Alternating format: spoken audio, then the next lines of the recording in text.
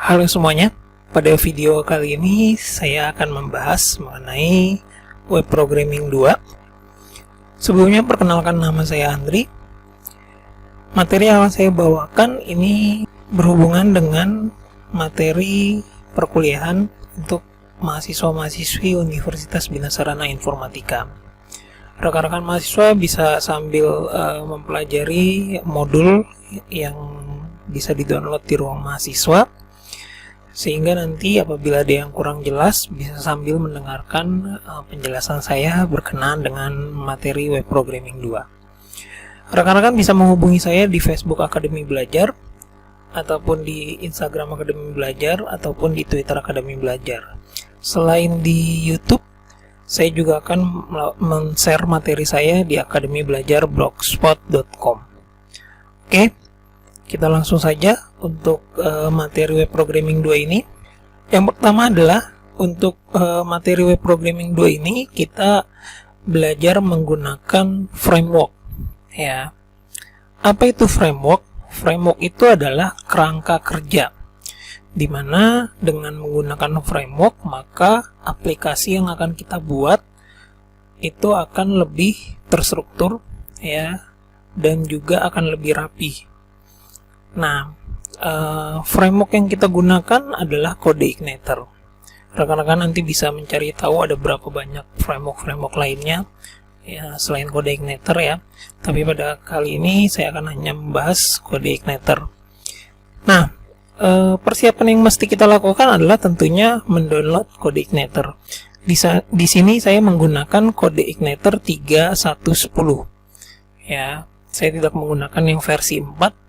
Karena memang kalau merujuk ke materi yang ada di modul kita, itu belum diperbarui mengikuti perintah yang ada di CodeIgniter versi 4, karena cukup ada beberapa perubahan ya. Tapi tidak masalah karena CodeIgniter 3 pun cukup baik dan juga masih ada beberapa pembaharuan. Oke, yang pertama adalah setelah rekan-rekan mendownload CodeIgniter 3.1.10 ya. Langkah yang pertama adalah silakan rekan-rekan copy ke bagian local disk C, SAM ya, posisi SAM rekan-rekan berada, lalu masuk ke htdocs, nah dikopikan CodeIgniter-nya. Kalau sudah, berikutnya adalah diekstrak.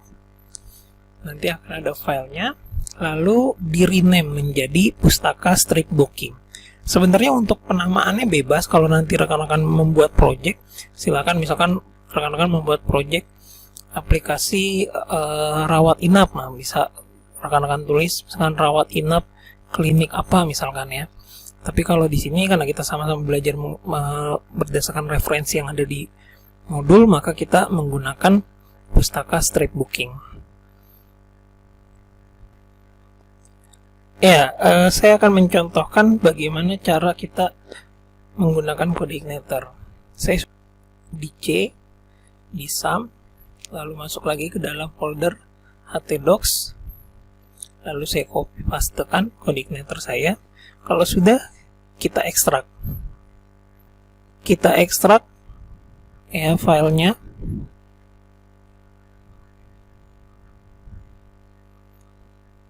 Maka di sini sudah tampil ya file ekstraknya CodeIgniter 3.1.10. Lalu kita rename, tinggal F2 atau klik kanan rename, yaitu Pustaka Strip Booking, mengikuti yang ada di modul. Kalau sudah, berikutnya kita tinggal cek di browser ya dengan mengetikkan localhost Pustaka Booking. Sebelum kita jalankan di browser, jangan lupa di XAMPP Control Panel rekan-rekan mengaktifkan Apache dan MySQL-nya dengan cara diklik Start, sehingga jika dia sudah berjalan maka kita bisa mencoba menjalankan di browser. Saya menggunakan browser Google Chrome, rekan-rekan bisa menggunakan Mozilla atau browser lainnya. Nah, di bagian URL-nya kita ketikkan localhost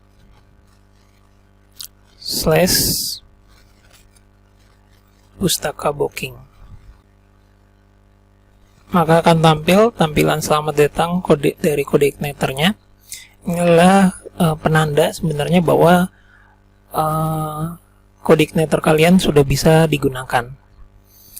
Berikutnya kita tinggal membuka di editor teks kita atau interpreter kita. Rekan-rekan bisa menggunakan Notepad++, Sublime, ataupun Atom, ataupun VSCode, bebas, terserah rekan-rekan. Saya akan mencontohkan menggunakan Sublime. Ya, saya tinggal membuka CodeIgniter yang pustaka booking tadi, yaitu dengan cara file, lalu open folder. Kita tinggal cari pustaka booking kita tadi disimpan di C, lalu XAMPP,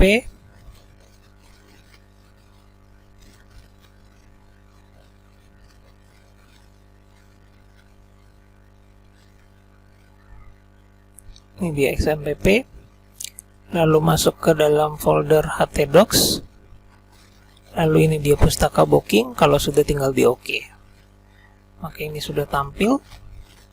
Ya. Nah, ini adalah kerangka kerja atau framework dari CodeIgniter. Nah, maka dengan ini kita sudah bisa melakukan pekerjaan kita membangun sebuah aplikasi menggunakan framework CodeIgniter. Di sini ada 3 bagian, ada application, ada system, ada user guide. Di bagian application inilah kita akan mengetikkan perintah-perintah yang akan kita buat. Lalu sementara untuk sistem sendiri ini adalah library CodeIgniter. Lalu juga user guide ini sebenarnya hanya sebagai dokumentasi saja. Oke, berikutnya kita lihat tadi tampilannya ada keterangan welcome, ya, ini indeks halaman depannya. Ini tampilnya dari mana? Nah, kita akan lihat di perintahnya di application. Segala perintah untuk CodeIgniter itu nanti rata-rata, bukan rata-rata ya, mungkin hampir beberapa framework menggunakan model MVC. MVC itu adalah model, controller, dan view. Ya, di bagian controller fungsinya adalah untuk menuliskan perintah. Saya mungkin akan membahasnya nanti di video yang lain terkait dengan metode MVC atau model MVC. Nah, sekarang kita akan fokus di controller.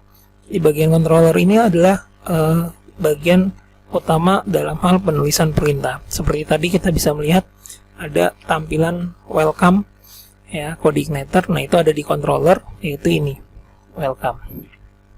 Nah, ketika kita klik di bagian welcome ini, perintahnya ternyata di sini perintahnya adalah this load view welcome message. Artinya dia akan menjalankan tampilan welcome message yang ada di bagian view. Kita tinggal klik di bagian view-nya yang di sini. Nah, ini dia welcome message. Ini tampilannya. Kalau kita lihat ke bagian bawah, maka ada tulisan yang welcome to CodeIgniter tadi. Ya. Jadi halaman indeksnya untuk menampilkannya adalah dari controller. Hanya memang kalau di bagian view ini untuk menampilkan tampilannya kurang lebih seperti ini.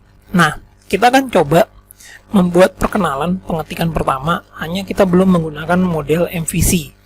Ya. Nah, karena kita belum menggunakan model MVC, maka tentunya dalam menuliskan perintah untuk ditampilkan kita hanya bergantung untuk saat ini menggunakan controllers. Ya.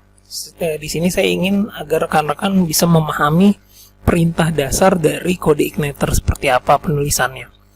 Oke, di bagian controllers kita akan menuliskan sebuah perintah.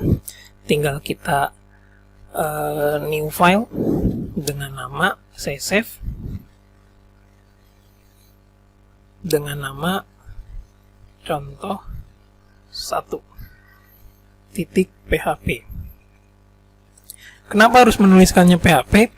Karena untuk di CodeIgniter perintah yang dituliskan di controller itu harus PHP. Ya, itu yang perlu kalian pahami yang pertama. Di dalam perintah PHP ini kita tinggal tuliskan.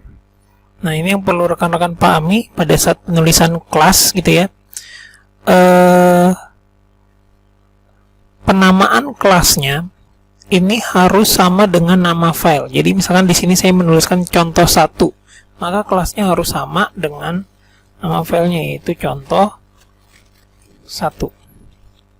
Kalau berbeda, maka nanti akan bermasalah dia. seperti ini. Saya tinggal save.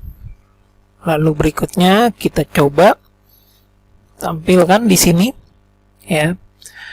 Karena ini adalah halaman indeksnya merujuk kepada welcome, maka kita tidak bisa hanya seperti ini menuliskannya, tapi kita panggil halaman kita tadi yang contoh tadi, yaitu indeks PHP, ya. Lalu indeks PHP-nya merujuk kepada apa? Yaitu kepada contoh 1. Nah, penulisannya untuk di kode igniter, karena kita sudah menuliskan indeks PHP, maka di contoh satunya kita tidak menuliskan alamat contoh satunya, yaitu contoh 1 PHP karena nama filenya, tapi kita menuliskan kelasnya. Ya, kita menuliskan nama kelasnya, yaitu contoh 1. Makanya kenapa nama kelasnya harus sama dengan nama file. Jika berbeda nanti tidak akan tampil. Lalu kenapa kita menuliskannya index? Karena di sini berada dalam public function index, ya, kecuali yang tadi kita di awal, ya, yaitu yang di bagian welcome, ya, maka dia sudah langsung tampil sebagai indeksnya. Tapi karena ini kita bukan sebagai halaman indeksnya, maka mau tidak mau kita tuliskan seperti ini. Ketika saya enter, kita lihat hasilnya.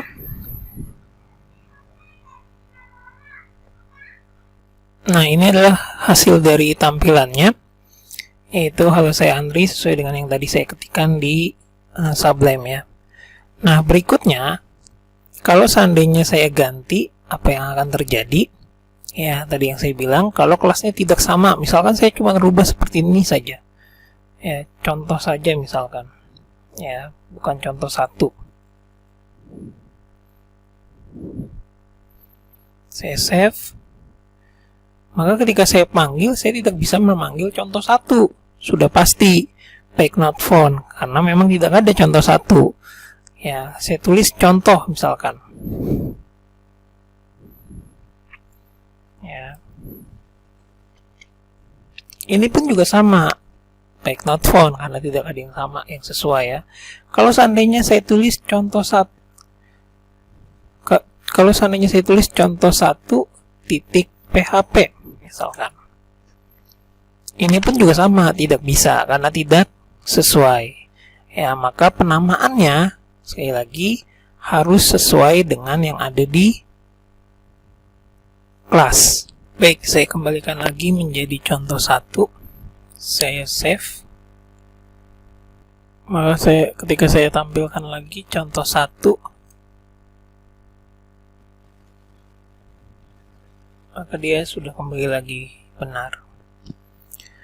Oke, itu dia terkait dengan penjelasan dasar mengenai bagaimana kita menuliskan perintah menggunakan kode igniter. Yang perlu diingat adalah perintah di controller haruslah bertipe PHP, lalu juga terkait dengan penulisan nama file dan nama kelas harus sama, karena ini akan berpengaruh pada saat pemanggilan nanti. Nah, rekan-rekan bisa mencoba atau belajar membuat sebuah tampilan mirip seperti ini, tapi digabung dan secara lengkap. Saya akan tampilkan contoh yang sudah jadinya. Contohnya ini, localhost pustaka booking, indeks PHP, yaitu biodata. Nah, ini contohnya. Silakan kalau rekan-rekan ingin mencoba, ya. Jangan lupa yang tadi saya bilang mengenai aturan penulisan di kode igniter, di mana di bagian controller tipe datanya harus dituliskan. Misalkan kayak biodata, maka biodata titik PHP, lalu kelasnya harus sama dengan nama filenya. Kalau nama filenya biodata, maka nama kelasnya juga biodata. Oke, demikian penjelasan materi dari saya. Sampai ketemu lagi di materi-materi berikutnya. Jangan lupa untuk terus mencoba materi-materi yang ada di modul. Apabila ada yang ingin ditanyakan, bisa menghubungi saya melalui Facebook page Akademi Belajar, Instagram Akademi Belajar, ataupun Twitter Akademi Belajar.